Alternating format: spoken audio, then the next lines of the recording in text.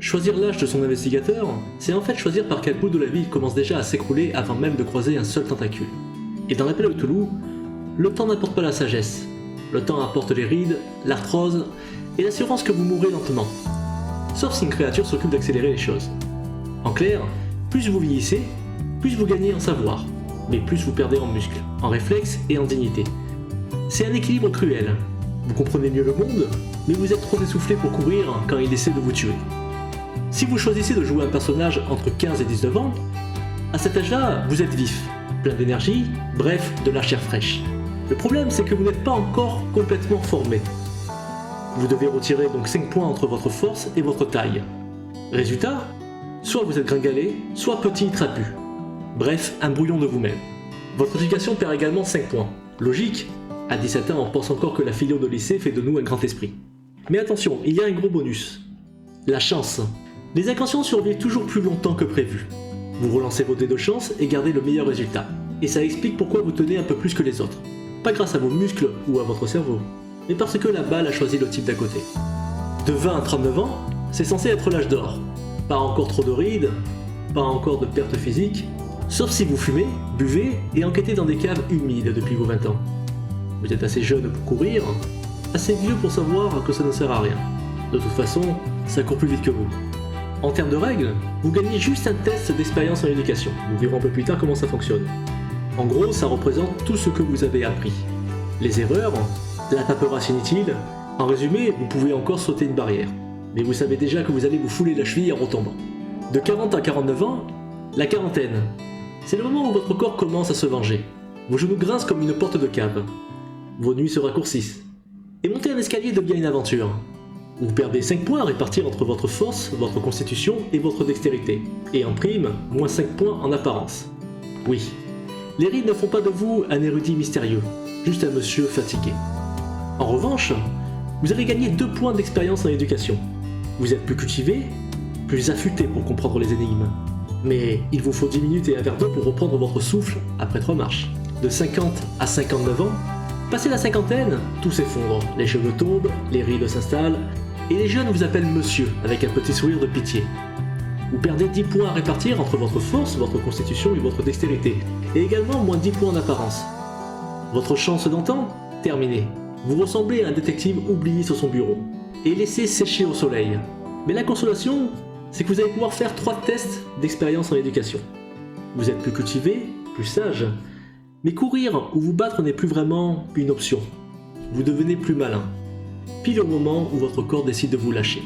De 60 à 69 ans, bienvenue au club des érudits. À cet âge-là, vous avez eu le temps d'apprendre énormément. Vous allez pouvoir faire 4 tests d'expérience en éducation.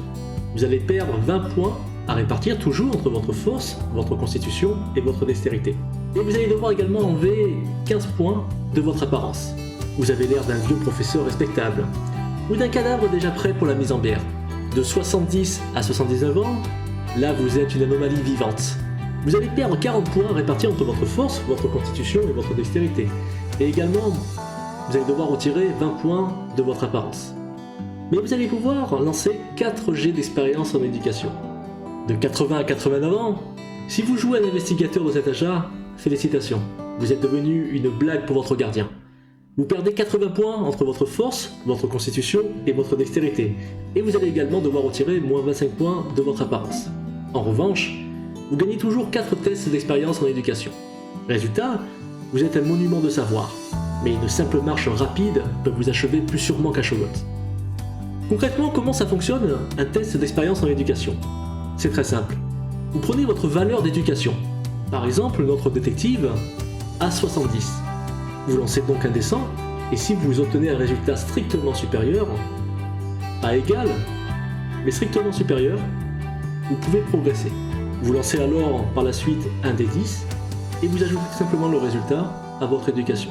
Exemple, notre détective a 35 ans. Il lance donc son dé 100, et il obtient un 85. Le résultat est strictement supérieur à son éducation initiale. Il lance donc un dé 10, et miracle, il obtient un 7. Son éducation passe maintenant de 70 à 77. Et concrètement, ça veut dire quoi? Eh ben, qu'après des années passées dans les archives de la police, ou peut-être à interroger des types louches et à traîner dans les bars miteux, il a fini par obtenir 2 ou 3 trucs utiles. Pas de quoi le rendre heureux, mais assez pour éviter de se faire avoir 2 fois par la même arnaque. Bref, il n'est pas plus intelligent, juste plus expérimenté. Il sait désormais qu'il vaut mieux vérifier 2 fois si un client est vraiment veuf avant d'accepter de retrouver sa disparue de femme. Il n'a pas gagné en QI, mais en instinct de survie. Et maintenant, on va parler d'un point essentiel de vos caractéristiques, les demi et les cinquièmes. Et dans l'appel au Cthulhu, réussir un test, ce n'est pas toujours aussi simple qu'un oui ou qu'un non. Parfois, les circonstances exigent une réussite plus solide, parfois même héroïque. Et c'est là qu'interviennent ces valeurs. Prenons notre détective en exemple.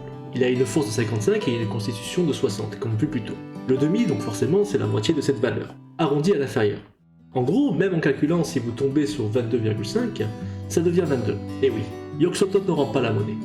Et le cinquième, c'est la même chose mais divisé par 5, toujours arrondi à l'inférieur. Et vous allez pouvoir noter ces valeurs sur votre fiche. En résumé, la grande case correspond à la valeur entière, la valeur normale de votre caractéristique, celle que vous utilisez la plupart du temps.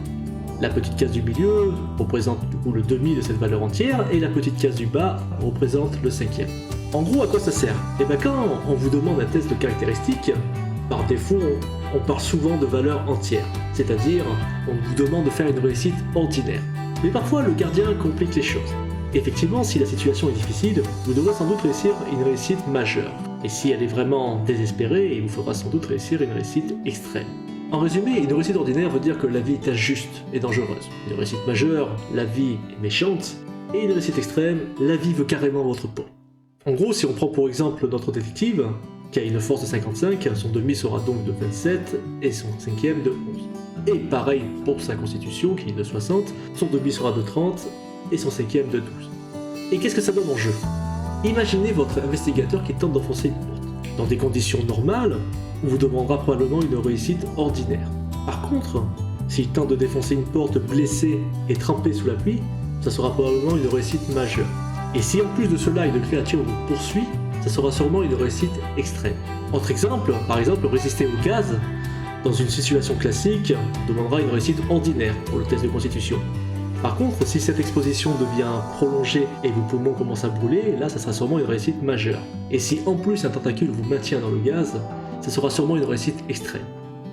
Maintenant parlons de 2 éléments qui déterminent la différence entre une petite gifle agaçante et un vrai coup de bélier. L'impact et la carrure. Pour le calculer, on additionne tout simplement la force et la taille de son investigateur. Le total vous place dans une tranche, et c'est justement cette tranche qui détermine à quel point vos coups font mal. Et si vous avez une présence physique qui impose ou pas. Si le total de votre force et de votre taille se trouve entre 2 et 64, vos coups font moins mal qu'un jet de pantoufle. Et en carrure, on vous bouscule sans effort. En termes de règles, cela représente que vous avez un impact de -2 et une carrure de -2, mais nous verrons ce que ça fait plus tard. Si vous avez un total entre 65 et 84, c'est un peu mieux, mais ça reste faiblard. Vos coups ressemblent à une tape agacée. Et ça fait mal, surtout la fierté de votre adversaire. Mais ça ne casse pas grand chose.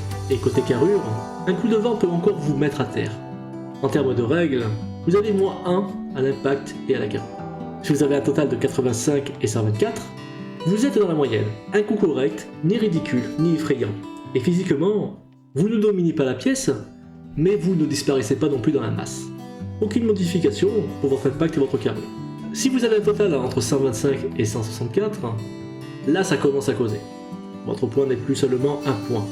Il est accompagné d'un petit bonus qui fait la différence. Et en carrure, vous dégagez une vraie présence. On vous remarque. Et certains préfèrent s'écarter quand vous arrivez. Vous gagnez 1 des 4 à votre impact et plus 1 à votre carrure. Et si vous êtes entre 165 et 204, félicitations. Vous êtes une armoire normande ambulante. Vos coups s'accompagnent d'un craquement osseux. Et votre carrure impose le respect. Et quand il y a une bousculade, ce n'est pas vous qui reculez. Vous gagnez 1 des 6 à votre impact et plus 2 à votre carrure. Donc notre détective privé a une force de 55 et également une taille de 70, qu'on additionne et on obtient 125. On fait l'addition donc, et ce total se situe effectivement dans la tranche de 125 à 164. Résultat, son impact est de 1 des 4. Ses coups de poing ou de matraque font un peu plus mal que la moyenne. Sa carrure est de plus 1, ce qui veut dire que dans une lutte ou une bousculade, il a de bonnes chances d'imposer son gabarit. Bref, il n'est pas un géant, mais face à un cultiste rachétique, il fera la différence. En résumé, notre détective n'est pas une armoire normande, mais il a quand même de quoi coller une gifle qui résonne, et un gabarit suffisant pour qu'on hésite à lui rentrer dedans.